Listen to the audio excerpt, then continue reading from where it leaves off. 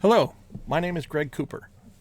Today I would like to show you a quick and easy way to do a black and white conversion inside of Photoshop using the Camera Raw filter.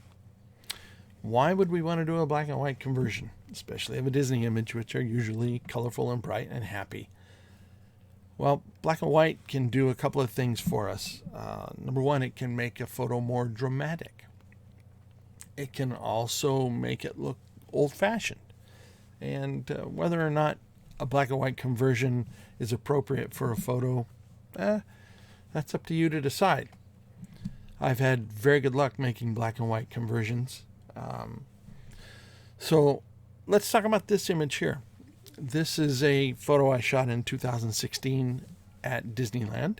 Obviously, very late in the evening. There's no one in the photo. Or maybe there were that I might have edited out. But my final scene here has got nobody in it. This is a photo that I've seen duplicated by other photographers, actually many times. It's become very popular over the years, but this is my original version. I don't know if anyone ever did it before me. I don't recall ever seeing this image before I did it.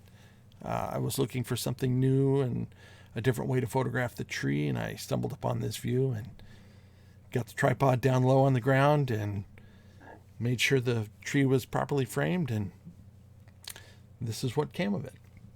Now, this image, prior to our black and white conversion, this is a final image. This is a lot of editing to get it to this stage. But we're going to take it into the black and white realm, and we'll see if we like it. Now, to begin, let's talk about this photo just to get a couple things out of it. First of all, we notice that there's a lot of red predominant in the photo, and that will play into our black and white conversion. Also, we'll notice that the tree is brightly lit, and it has a very predominantly bright reflection on the pavement.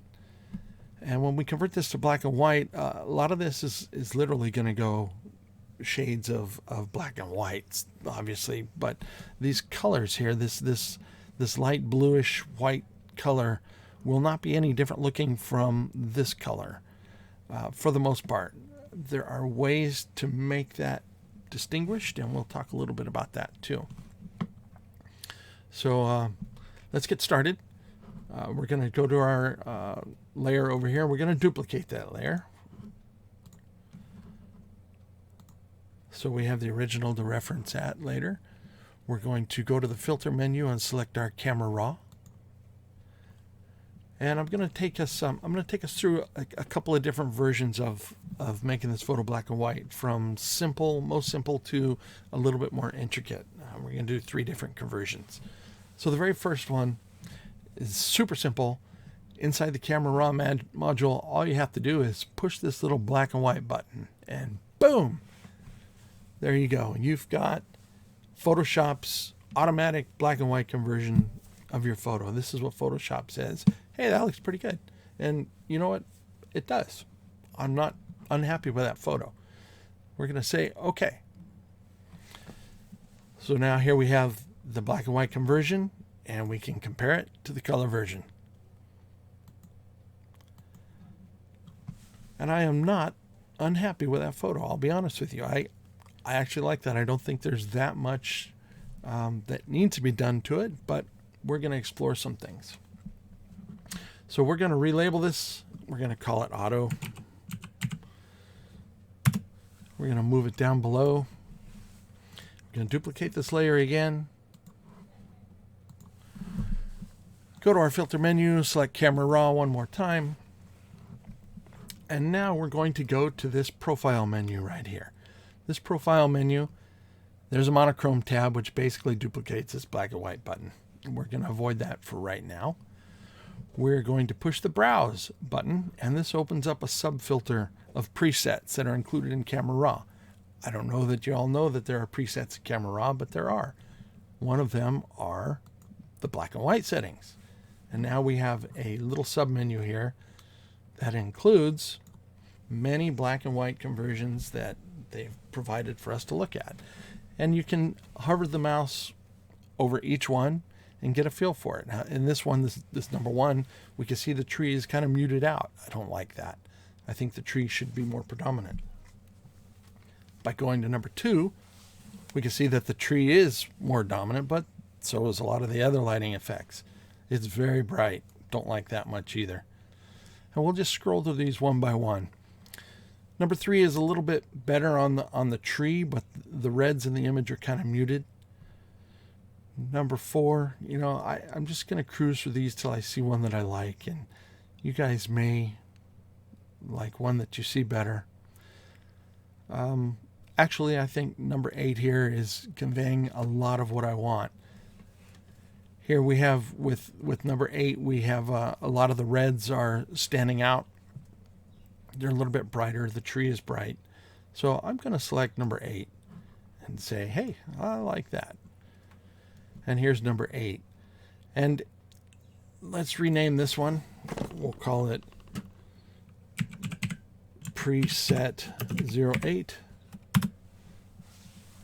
And we're gonna move it down below our original color layer one more time. We're gonna have a look at it. In fact, we're gonna compare the two black and white images that we just did by flipping the eyeball on and off. Here's our preset 8, and here's the auto. So you can see that the two automatic settings that Camera Raw has provided give two completely different looks.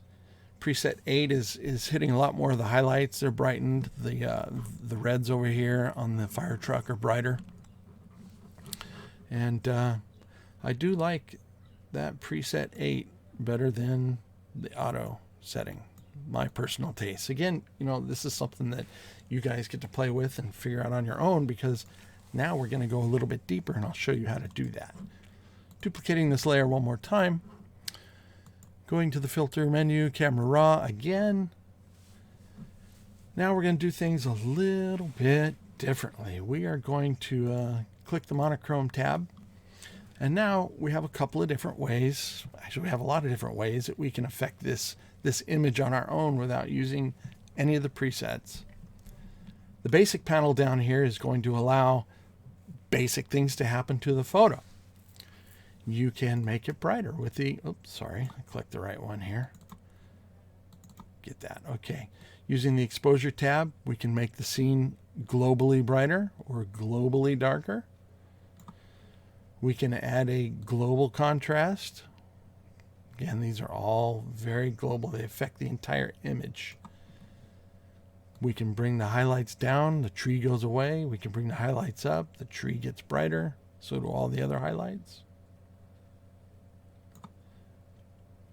By moving the shadows tab, we can bring some color into the sky. So I like this a lot. But obviously, it's all the way over there, and there's another way to do that. We'll talk about that in a minute. Or we can bring the shadows all the way down, which is going to introduce a lot of blacks. If we go up here and highlight the little arrow on our curves up there, we can see what the shadows tab does. So my personal opinion is that on a black and white image there should be some blacks, pure black, 100% black, and I don't think I'm going to do much adjusting of the blacks tab, because we can see that there are some blacks all in the deepest little nooks and crannies, and that's fine. I like that. From there we can go even further down to the textures menu. And we can add texture. If you look right here, you can see the texture that's growing. I'm going to take the blue blinkies off. So we can see the textures grow when we move that tab. Clarity does similar, putting more detail into the midtones. Dehaze works a lot like the contrast. It's doing a lot of the same thing that contrast does. And I don't think we're going to mess with any of those right now. Instead, I'm going to take you to the most important one, and that's the color mix channel. Here's where we can play with the individual colors in the image, and this is where it gets fun. All right, let's talk about reds. We said that they were a predominant color in this scene, and they are. So we are going to look at the reds channel and what happens when we move it To the right, we're adding more brightness into the reds channel. And here's where the reds come up and they start to pop. Too much. We go this way and they get darker. So you can affect the image a lot of different ways using these color channels. I want to bring up the reds just a little bit. I want them to be dominant, but not too much. A little bit there. Now the orange channel is also going to affect the reds. So we need to play with that and see what's happening. It's also playing with the brickworks out here on the building. So I'm going to bring the orange channel up just a tiny bit. The yellows play with the reds as well, but they also stand on their own. They play with the greens as well. So the yellow channel we got to be a little bit more careful with. You can see that it's taking away our gold highlights on the wheel hub. So we don't want to mess too much on the bright side with the yellow. I like what it's doing to the wallpaper over here. So I'm gonna bring the yellow channel up just a little bit. Greens. Okay, so the green channel is affecting mostly the tree in the background here and some of the Christmas lights. But I want that tree to stand out, so I'm going to give it a little bit of green. Aquas are really not doing a lot, but they are bringing up some of the lights in the back building, so I'm going to put a little bit of aqua channel in there also. Now the blues channel. This is going to affect our tree, and it's going to affect our sky. So those little LED lights they photograph as blue. It's very hard to get the blue out of them. So the blues channel is the one that affects their brightness, but I need to bring the blues up. I also want to maintain some of this little gray haze in the sky. I like that a lot. So we're going to bring the blues up a tad. Purples are affecting the reflection on the sidewalk. So I want to make it a little bit brighter than this one. And that's mostly the same. It looks pretty good though. Magentas aren't really going to do anything to our image here. So I like this right here. We're going to go back to the basic panel now and see if we can affect this a little bit further.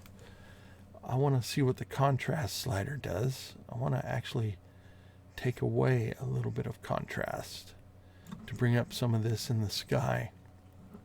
But at the same time, I want to add some detail down here, and I'm going to do that with the texture, maybe a little bit of clarity. You can see that's affecting some of this here. So overall, I'm happy with that as a black and white conversion. Let me see if I move the highlights down a little bit or up, and I think I like that. So this is a happy image for me. I like this. This is a really good compromise of everything. We're gonna tell that one okay, and we're gonna move this one down, and let's also rename this to custom. And let's get an idea of the 3 different black and white looks we've created.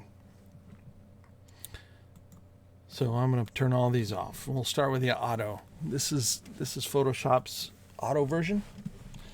This is a preset 8, and this is my version. So with my version versus the auto version, let's look at that. So we can see that the reds in my version stand out more. The sky is more dominant. The tree is also up, and there's a lot more details going on over here. Now let's compare my custom version to the preset version. And we'll see that the preset version, still, I've improved on it quite a bit. So I'm happy with that image. I'm very happy with that image. And we'll compare it to the color again once more.